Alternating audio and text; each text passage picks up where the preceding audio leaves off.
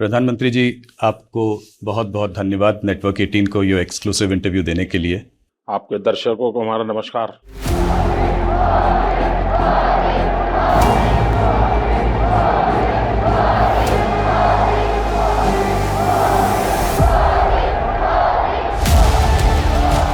आपका प्रधानमंत्री, आपका प्रधान सेवक या आपका नरेंद्र मोदी कहीं पर भी हो, कुछ भी हो, लेकिन आखिर इंसान तो है। मोदी क्या कहता है? मोदी तो कहता है ये तो ट्रेलर है, मुझे तो और आगे जाना है। न खाऊंगा न खाने दूंगा, तो आगे है।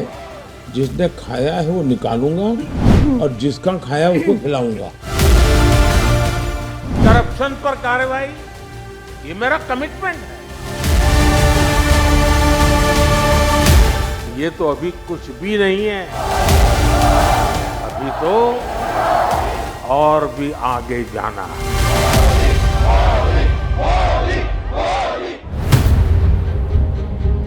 11 साल के कार्यकाल में पीएम मोदी ने न्यूज 18 के साथ 12 बार एक्सक्लूसिव संवाद किया। पीएम मोदी ने अपने सपनों को हमारे साथ साझा किया। देश की विकास की तस्वीर समय समय पर पेश करते रहे। राजनीति, समाज और राष्ट्रहित के मुद्दों पर अपने विचार साझा किए। डिप्लोमेसी में मानवीय मूल्यों को सबसे ज्यादा महत्व देने वाली हमारी नीति ने दुनिया को एहसास कराया है कि भारत सिर्फ अपने हित के लिए ही नहीं, बल्कि वैश्विक मानवता के लिए भी काम कर रहा है। सबका साथ, सबका विकास का हमारा मंत्र देश की सीमाओं के दायरे में बंधा हुआ नहीं है। साल 2016 में पीएम मोदी को देश की बागडोर संभाले 2 साल से कुछ ही ज्यादा वक्त हुआ था और उन्होंने न्यूज 18 के जरिए देश को बताया कि किस तरह से दिल्ली में वो अपने पैर जमाने में कामयाब हो रहे हैं। प्रधानमंत्री जी, लोग कहते हैं कि लुटियंस दिल्ली को शायद आप रास नहीं आए। मेरा सवाल ये है कि क्या आपको दिल्ली रास आ गई? एक ऐसे लोगों का जमावड़ा दिल्ली के सत्ता के गलियारों में काम करता रहा है और ये लोग कुछ लोगों को समर्पित है। हो सकता है उनके निजी फायदों के लिए होंगे, निजी कारणों से होंगे, और सवाल मोदी का नहीं है। आप इतिहास की तरफ देखिए, सरदार वल्लभ भाई पटेल के साथ क्या हुआ? यही जमात सरदार को एक गांव का सामान्य बुद्धि क्षमता वाला व्यक्ति के रूप में ही पेश करता रहा। मुरारजी भाई के साथ क्या हुआ? मुरारजी भाई क्या काम किया, क्या नहीं किया, कभी दुनिया को पता ही नहीं चलने दिया। वो क्या पीते थे, इसी की चर्चा करते रहे। चौधरी चरण सिंह के साथ क्या हुआ? उनकी मजाक उड़ाई जाती थी। तो मेरी एक मजाक उड़ाई जाती है, मुझे बड़ा भला बुरा कहा जाता है, मुझे बहुत आश्चर्य नहीं होता है, क्योंकि ये कुछ ठेकेदार हैं जो कुछ लोगों को समर्पित हैं। वे शायद इस देश की जड़ों से जुड़े हुए इंसानों को कभी स्वीकार नहीं करेंगे। 2014 में प्रधानमंत्री की कुर्सी पर बैठने के साथ ही पीएम मोदी का विजन क्लियर था और इसकी झलक देखने को मिली थी फरवरी 2019 में, जब पुलवामा आतंकी हमले के जवाब में बालाकोट एयर स्ट्राइक को अंजाम दिया गया।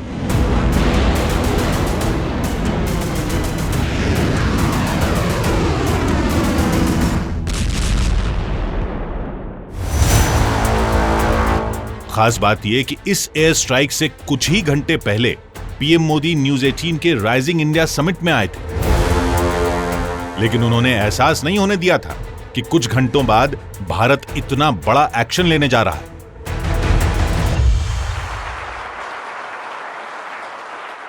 माहौल तो ऐसा ही था और मैं भी बहुत शांति से आप सबसे नमस्ते नमस्ते करके निकला था और भारत ने बालाकोट में एयर स्ट्राइक की थी रात को।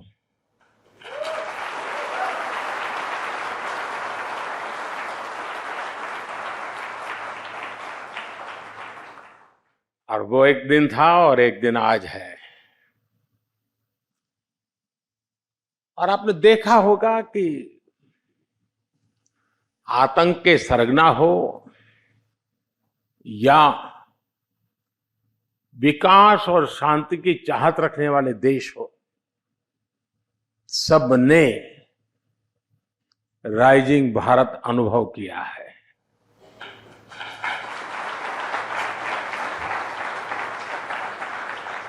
ये नया भारत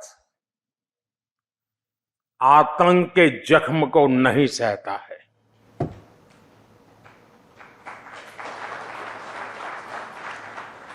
बल्कि आतंक के जख्म देने वालों को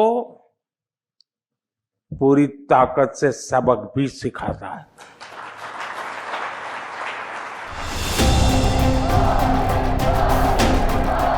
– 2019 चुनावी साल था। पीएम मोदी न्यूज 18 के राइजिंग इंडिया समिट में आए तो उनके तंज में वो विरोधी थे जो मोदी के खिलाफ एकजुट हो रहे थे। अब सोचिए, किसी को चारा घोटाला करना हो तो कैसे कर पाएगा? क्योंकि अब तो सीधे मोबाइल पर मैसेज आता है। कच्ची पक्की पर्ची का तो सारा इंतजाम ही मोदी ने खत्म कर दिया है। और इसलिए ही तो ये जो मुझ पे जुल्म हो रहा है ना, पानी पी पी करके ठोकते रहते दिन रात, उसका कारण क्या है? ये सबकी दुकानें बंद हो गई है जी। भाई और बहनों, जिस जिस के लिए मैंने लूट के रास्ते बंद किए हैं, वो मुझसे आजकल इतना स्नेह दिखा रहे हैं कि पूछिए मत। शायद दिन में 100 बार मुझे याद करते हैं। एक मंच पर इकट्ठा होकर इतनी गालियां शायद ही किसी को दी गई हो। 2019 के चुनाव में पीएम मोदी की जाति की भी बात हुई, लेकिन न्यूज 18 पर प्रधानमंत्री ने जो बातें रखी उनमें फोकस साफ था, विरोधियों के सवालों के जवाब राष्ट्र निर्माण के साथ। जहां तक जाति का सवाल है, मैं गुजरात में इतने साल रहा, किसी को मेरी जाति का पता नहीं है, न मेरा जाति से कोई लेना देना रहा है। और मुझे लगता है कि अगर कोई कहे तो मेरी जाति गरीब की जाति, मैं हर गरीब की जाति का हूं, हर गरीब मेरी जाति का है। और मैं मन से मानता हूं कि आजादी के इतने सालों के बाद हमारे गरीब का ये हाल मुझे बड़ा पेन करता है, बड़ा दर्द करता है। और ऐसा नहीं कि हम नहीं कर सकते थे। 2019 में पीएम मोदी ने न्यूज 18 को 3 इंटरव्यू दिए और उन्होंने साफ कहा कि कांग्रेस की राजनीति शुरुआत से ही जमीनी नेताओं से परहेज करती रही है और वंशवाद को बढ़ावा देती रही है। मैं वंशवाद का सैद्धांतिक विरोध करता हूं। व्यक्तिगत मैंने कभी किसी पे हमला नहीं किया, और इसलिए इस प्रकार से कोई सिंपैथी गेन करने के लिए मोदी हमारे साथ ये कर रहे हैं, मोदी हमारे साथ, मेरा कोई विरोध नहीं है। सैद्धांतिक विरोध है। वंशवाद भारत के लोकतंत्र के लिए खतरा है। 2019 में मोदी सरकार वापस आई। पीएम मोदी ने इसकी वजह बताई।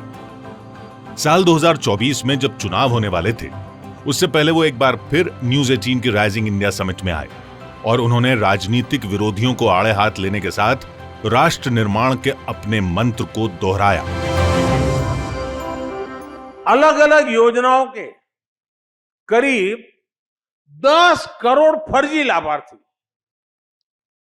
वो लोग जिनका कभी जन्म नहीं हुआ था, लेकिन कागजों पर वो जिंदा थे,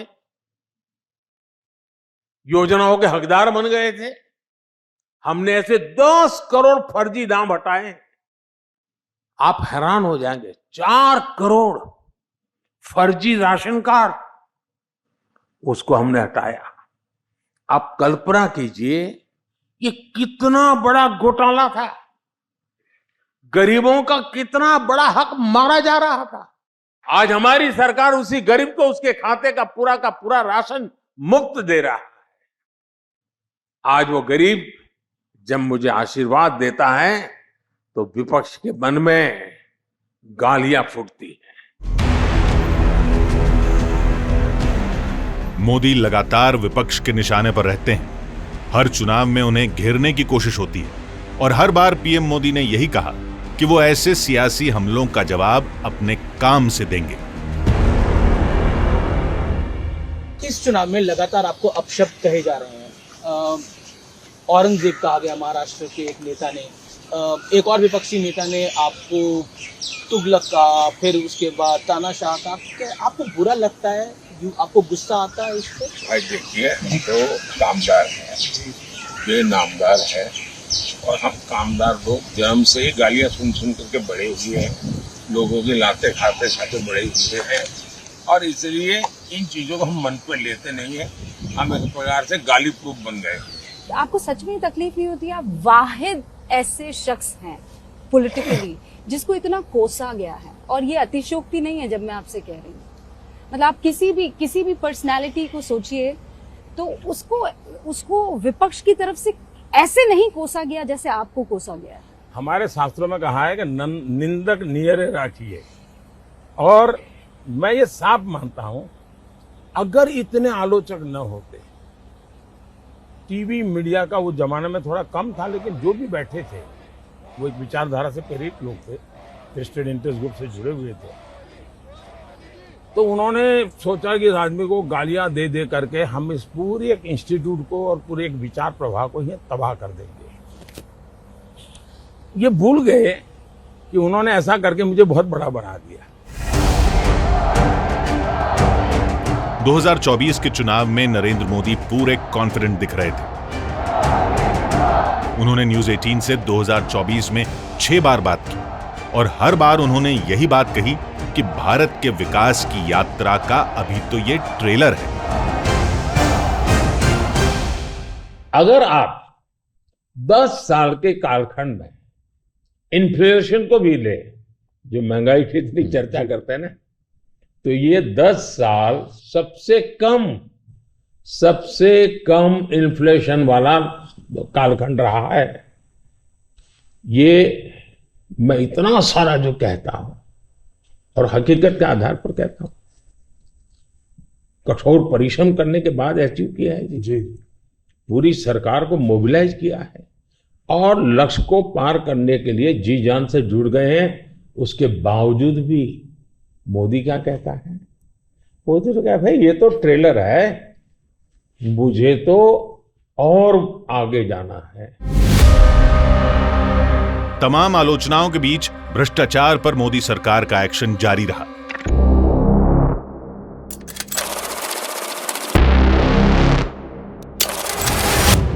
पीएम मोदी उन एजेंसियों के साथ चट्टान की तरह खड़े रहे जो करप्शन के जंजाल से देश को मुक्त करने के मिशन में लगी हुई हैं। पिछले कुछ सालों में आप लगातार 50 करोड़ के ढेर, 300 करोड़ के ढेर, 250 करोड़ के ढेर, 200 करोड़ के ढेर, देश चौंक गया है जी।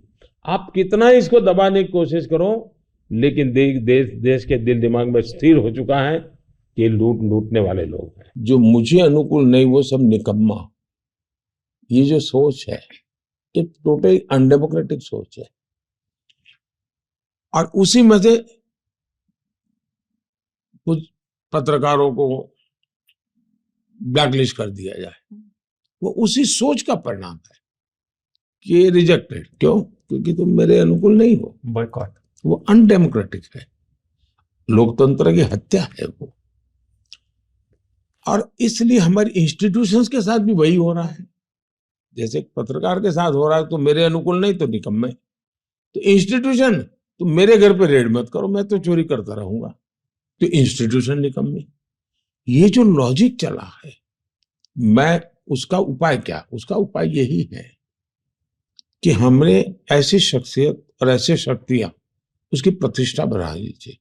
इनकी सामाजिक प्रतिष्ठा इतनी बढ़ाओ कि फिर कोई उसको हाथ नहीं लगा पाएगा। पीएम मोदी ने न्यूज 18 पर यह भी साफ कर दिया कि देश में नफरत पैदा करने वाली साजिशों को कभी कामयाब नहीं होने दिया जाएगा। 2014 के घोषणा पत्र में भी धर्म के आधार पर आरक्षण की बात कही है, जबकि हिंदुस्तान का संविधान जब बना तब तो कोई आरएसएस वाले, बीजेपी वाले संविधान सभा में नहीं थे। बाबा साहब आम्बेडकर जैसे लोग बैठे थे, पंडित नेहरू जैसे बैठे थे, सरदार वल्लभ भाई बैठे थे, देश के कई महापुरुष बैठे थे। उन सब ने लंबे चिंतन के बाद तय किया था कि भारत जैसे देश में धर्म के आधार पर आरक्षण नहीं दिया जा सकता। जम्मू कश्मीर में 70 साल तक भारत का संविधान नहीं लगा है। ये हमने आकर के भारत के संविधान, और वहां दलितों को पहली बार आरक्षण मिल रहा है जी। वाल्मीकि समाज वहां रहता है, वहां पहली बार आरक्षण मिल रहा है। ये सब क्या बातें करते हैं जी। और उनकी हिम्मत है क्या? वो प्रेस कॉन्फ्रेंस करके बोले कि हम 370 फिर से वापस लाएंगे। हिम्मत है तो कोई भी दल हिम्मत है तो आ जाए मैदान में।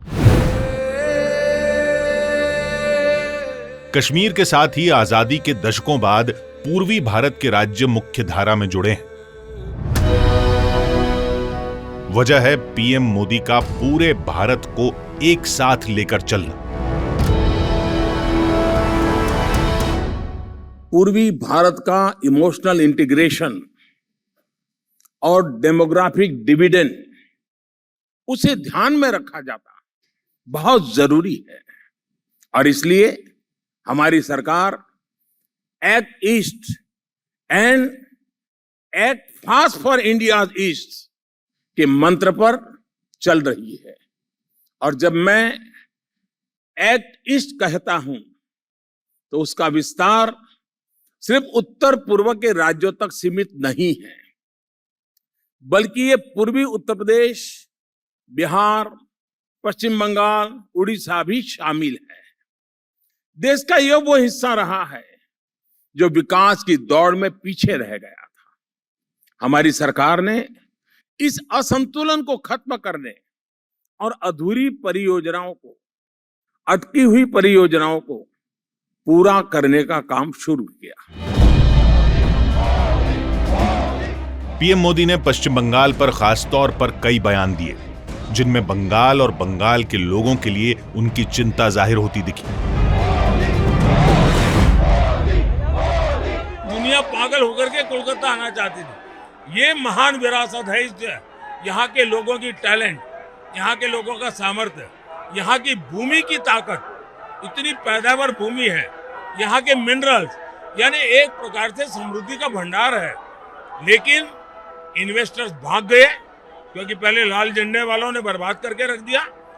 छुट्टियां, हर दिन हड़ताल, इन्होंने आकर के उसी मॉडल को ले लिया और इन्होंने तो शुरुआत की, कोई इंडस्ट्री ना है इसकी लड़ाइयां लड़ी। आज एक तरफ आपने इंडस्ट्रियों को भगाया, अब इन्वेस्टर समिट कर रही हो तो किसी के गले नहीं उतरता है कि घर आई हुई इंडस्ट्री को आपने लात मार करके भगा दिया। अब आप इन्वेस्टर समिट का नाटक करोगी तो कौन आएगा? न्यूज 18 से 11 साल में 12 बार पीएम मोदी ने बात की और उससे पता चला कि पिछले 11 साल में उभरते और आगे बढ़ते भारत के लिए ऐसी बुनियाद तैयार हुई है जिससे भारत को 21वीं सदी की ताकत के रूप में स्थापित करने का भरोसा पैदा हुआ है। भारत दुनिया का चौथा ऐसा देश बना जिसने सैटेलाइट्स की डॉकिंग और अनडॉकिंग की क्षमता हासिल की। भारत ने सेमी क्रायोजेनिक इंजन का सफल परीक्षण करके दिखाया। भारत ने 100 गीगावाट सोलर कैपेसिटी का ऐतिहासिक पड़ाव पार कर लिया। भारत ने 1000 मिलियन टन कोयला उत्पादन का रिकॉर्ड बनाया। नेशनल क्रिटिकल मिनरल मिशन की शुरुआत हुई। पीएम मोदी का मिशन है 2047 तक विकसित भारत बनाना, और वो इस यात्रा में न्यूज 18 के राइजिंग भारत समिट को एक मंच के तौर पर देखते हैं, जहां भविष्य का रोड मैप तैयार होता है। नेटवर्क 18 ने इस समिट के माध्यम से देश के युवाओं की क्रिएटिविटी, उनकी सोच, उनकी संकल्प शक्ति को जिस तरह सामने रखा है, वह सराहनीय है। आपने युवाओं को एंगेज किया, उन्हें देश की समस्याओं पर सोचने, सुझाव देने और समाधान खोजने का मंच दिया। और सबसे बड़ी बात, उन्हें सिर्फ श्रोता नहीं, परिवर्तन का भागीदार बनाया। अब मैं देश की यूनिवर्सिटीज, कॉलेज और रिसर्च इंस्टीट्यूशन से आग्रह करता हूं कि समिट के एंगेजमेंट को आगे ले जाएं। जो इनसाइट निकले हैं, जो सुझाव आए हैं, उन्हें डॉक्यूमेंट करें, स्टडी करें और पॉलिसी तक पहुंचाए। तभी ये समिट सिर्फ एक इवेंट नहीं, एक प्रभाव बन पाएगी। ब्लूप्रिंट हमारे सामने है। 2047 का टारगेट तय है। अलग अलग मोर्चों पर हासिल क्या करना है, रणनीति भी तय है। पीएम मोदी ने इसी को राइजिंग भारत नाम दिया है। देश के लोगों में, देश को चलाने वाली व्यवस्थाओं में किस तरह का एक हौसला पैदा हुआ है, एक भरोसा आया है। जो परिवर्तन लोग अपने सामने देख रहे हैं, अपने जीवन में देख रहे हैं, उससे हर भारतीय में ये विश्वास आया है कि 21वीं सदी का भारत अपनी कमजोरियों को छोड़कर, अपने बंधनों को तोड़कर भारत आगे बढ़ सकता है। भाई और बहनों, यही वजह है कि आज पूरा विश्व भारत के इस उदय को राइजिंग इंडिया को मान दे रहा है, सम्मान दे रहा है।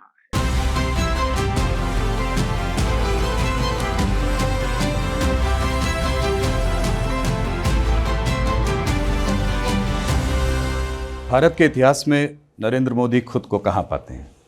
जो इंसान वर्तमान में जीने का शौकीन हो, वो इतिहास की चिंता क्यों करे? और जीवन में कभी भी ऐसी गलती नहीं करनी चाहिए कि अपने लिए कुछ करें। देखिए, हमारे देश का दुर्भाग्य ये रहा है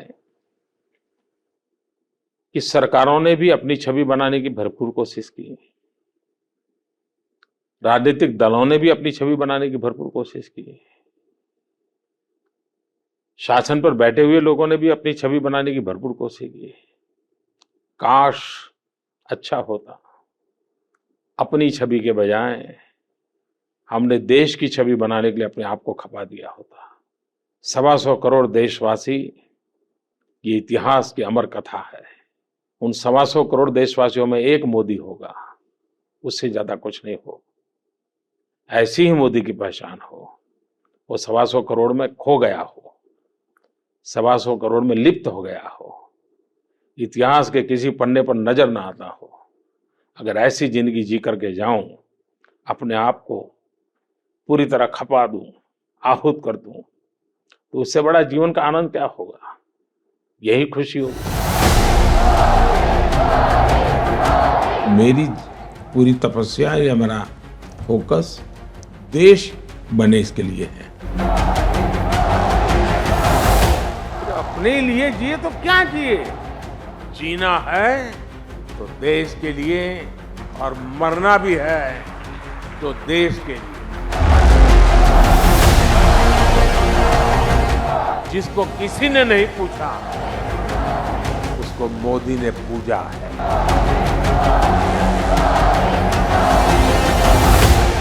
और ये मोदी की गारंटी है।